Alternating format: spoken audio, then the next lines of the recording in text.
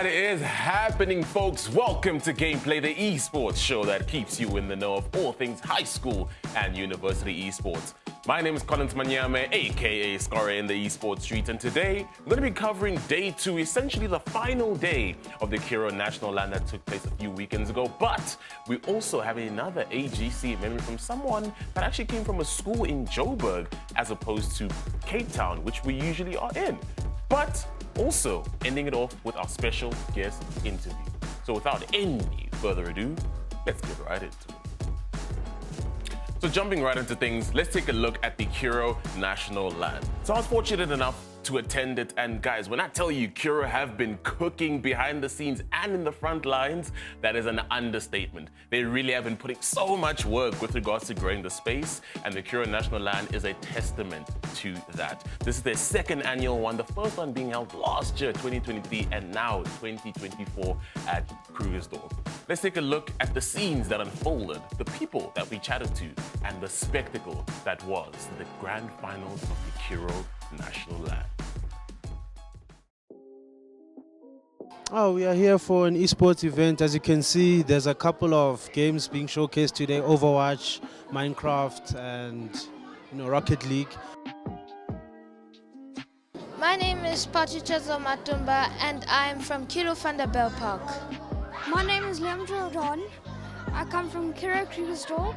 My name is Delphia and I'm with Curo Krugersdorp Primary. I'm Daniel. I'm with Curo Aurora. My team is best at Minecraft Build, as we made the finals for Minecraft Build. Our favorite game is Minecraft because of its simplicity and the fact that it's a sandbox game. My favorite game to play is Capture the Flag. It could be a very challenging game, but teamwork is one of the main priorities in this game. We are best at Overwatch 2. That was the game that we also competed in, and luckily placed third place. It was really nice to get a podium, as we've been working really hard for the last couple months to get this far. We're sad that we couldn't make it to the finals for first or second, but a podium nonetheless is good enough. Our team is best at Overwatch. Probably Fortnite or Fall Guys, because it's really fun to play with friends and there's many stuff to do in it.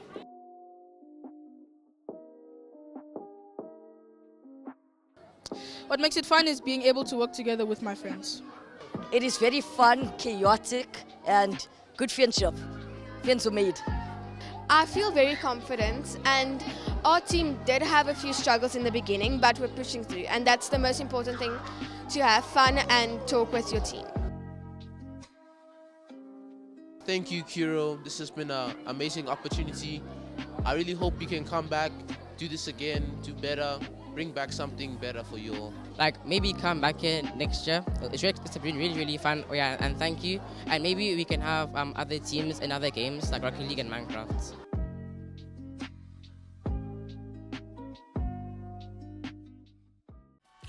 So that was the Curo National LAN, but guys, when I say this is not fair actually, because why do I feel like when I was in high school this wasn't here? Like, why is it as soon as I leave? I feel like some of y'all have to understand this, right? Haven't you had that feeling where you leave high school and all of a sudden now they start fixing things and new things start popping up?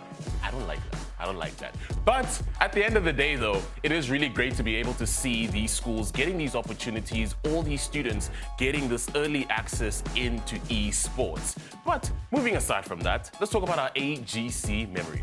We had a chat with Sasha Hoffman from Redham Bedfordview, which is actually a Johannesburg school, and we don't tend to have a lot of Johannesburg schools, but we're starting to see more and more schools get involved. And Redham is not really a school I would have ever thought would be here, but now they are. So Johannesburg schools, I hope y'all are listening, because this could be your school as well, getting involved in eSports. But as I said, we had our chat.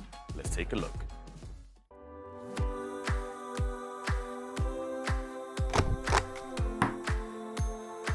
I'm Sasha Hoffman from Redham House Bedfordview, and I teach life sciences.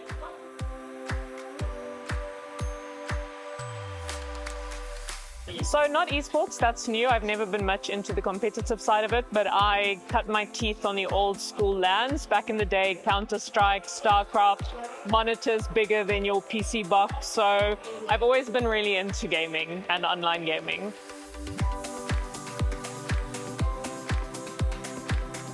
So because I've always enjoyed gaming, it's really fantastic, in my opinion, to see it come this far and see it as more of a professional outlet and opportunity for the students.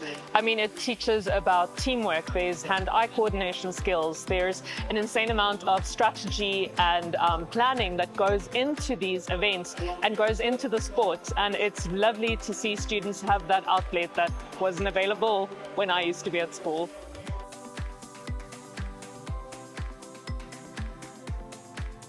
So part of what's nice about being the esports teacher is you get to be recognized as one of the cool teachers, which is always fun. But that aside, I think it's fantastic to see an opportunity for children who maybe are not super competitive on the field or who are maybe not necessarily able to do a lot of the physical aspects, but then still have that opportunity to be part of a team and have this experience of team building and sports and doing something with the school and teammates. I've seen a huge increase in some of the students where they are interacting a lot more with students they maybe wouldn't have. Teams are coming together with students who haven't necessarily played together yet, and they've been hugely supportive of each other. They've been learning different games. They've been chatting to different team members of all the different games, and that to me has been fantastic.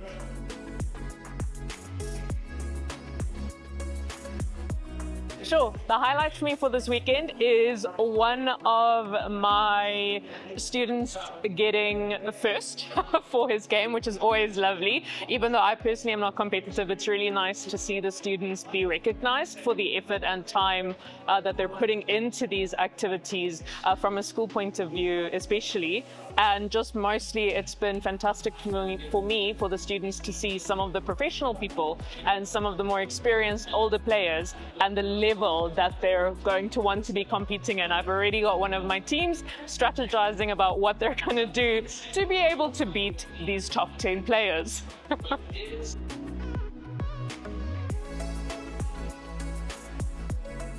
Sure. So for 2025, I definitely want to formalize it a little bit more. Rhythm House Bedfordview has just started our journey in esports, and the kids have really rallied behind it. So I definitely want to see a little bit more formalization of it at the school, maybe organizing a few more teams to come and join us and do more of it. Next in the calendar, which I actually found out about here, which again is just a highlight of being able to come together and communicate with other teachers and other staff and other school, would be the Curo at the end of, or the beginning of October, which has got different games to the ones that my students were playing this time around. So that's fantastic. So more of my teams have the opportunity to come and experience the LAN, which I'm really excited about.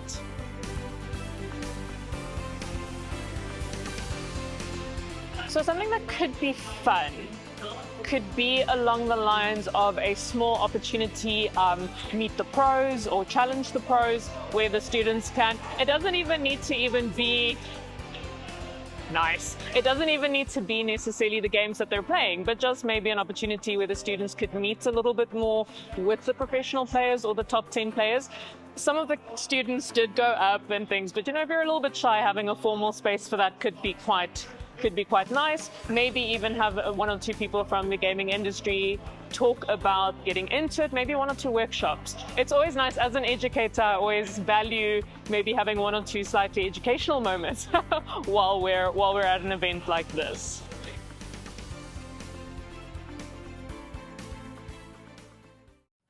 As I've been saying already, Johannesburg schools, this is your time now. Start getting involved in esports. Even my old school, when I'm North Riding, I'm watching you.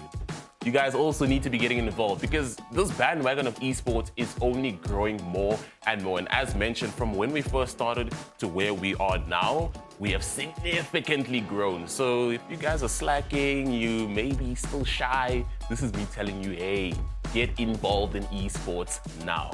But as I've been mentioning time and time again, we are on our break, and we did have some action this past weekend where we had Osmoort take on PRG in some League of Legends action for the ASL Grand Finals. But alongside that, we haven't really had as much action to follow. But I've been telling you, make sure you are following twitch.tv/African esports or twitch.tv/Curo esports so you can stay up to date with any of this off-season action that will be coming through, because you'll be missing out. Yes, we are on break, but it doesn't mean we don't have things ready for you. So make sure you're following these channels and make sure you're also still watching gameplay so I can keep you plugged with everything to come in future. Now it's about that time to take a breather, take a short break, plug in our controllers. I'm a wash gamer, I need my break. But on the other side of this, I have my special guest interview with Bertus from the Curo team at the Curo National Land. So I will see you on the other side.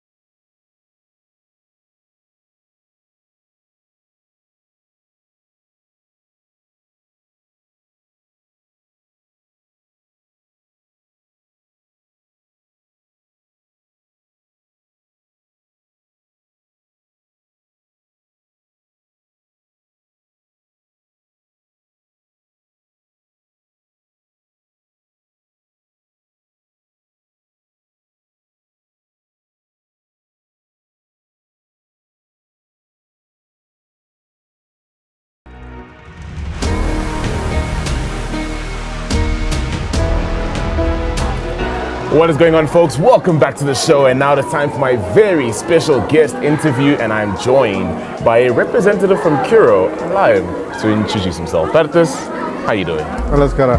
Yes, I'm Bertus. I'm one of the teachers in Curo, but I also help run the Curo eSports, a bit of behind the scenes, making sure fixtures are fair, making sure you don't have a top-heavy pool. New teams, new teachers, getting them set up, helping with communication. That's me. So like the technical guy behind the scenes, basically. Yeah, making sure it runs as a machine that it should. Okay, so the engine room, I love it. So we're at the National Land and it looks great. I'm happy to see how everything has turned out. So this is now the second National Land, or the second annual National Land. What has been the standout goals for the event from its foundation? So the idea of the land is to bring kids back to understanding that you can play with your friend next to you. The whole digital age has moved us playing from home, playing from our own little dungeons. But kids still need contact. They still need to see. It was crazy to see the two Valorant teams in the room after the match. They stood up, they went to each other and they could look each other in the eye and say, hey, I love that play. What did you do there? Those things you can't get on online play. And that's been the main focus for the lands, is getting kids next to each other. So it's essentially giving that real interaction in person. And I think that's really cool because in a sense, it kind of takes away from that narrative of gaming is just heavily online, sitting in front of a screen. Now you're giving them an opportunity to maybe have that interaction in person. Yeah, that's the aim. I mean, it's still online. They still connect to the same servers they would connect when they're sitting at home. It's still digital. But high fives are real contact. GGs are words coming out of mouths, not just being typed. And the kids do flourish. They love this. It's also something they can then tell the rest of the school. Hey, we saw them. We were sitting on main stage against them, and we won. It's like you get with rugby or swimming or soccer, where you see your opponent. Where this is what we want to have the kids experience. For sure. And looking back at the progress Curo has made through the National Land and other ventures, seeing more schools getting involved, does this sort of solidify your drive to maintain the momentum that you've built up already to keep things progressing? Momentum is important. We would like to keep the momentum, always. It's tough in a situation with load shedding and those things. It was tough to get started, and the momentum has been great this year. We've seen many new schools in our group as well as outside of our group taking part in our leagues. We've had a Valorant league that was running during the term. We're seeing those same teams now at the LAN where they weren't there last year. And I was about to say, last year we didn't actually have Valorant, so has there been more titles as well getting involved? No, the titles are similar to last year. We would like to cement them, we'd like to build on them. It doesn't help chopping and changing all the time because then you're not going to build. So we knew Valorant was going to get a bit of a boom because of local servers now. So last year the local servers were like 4 weeks fresh when we had the LAN. So it was nice to have, but people weren't prepared. So they couldn't really take part. Now it's been a year since then, and seeing the quality in the room is, I'm glad I'm not playing. And I think that's also the beauty of the LAN, right? It sort of allows the kids to showcase their skills and potential, right? Yeah, I mean, I would love to now build from here. Have the kids experience what it is to play for a university team, play for a semi-pro team, a pro team. It starts here. And again, being on main stage, it's going to give them that experience of that extra pressure that all of a sudden happens with the lights. Giving that a little bit more and more and more so that more comfortable when they do go a bit further on.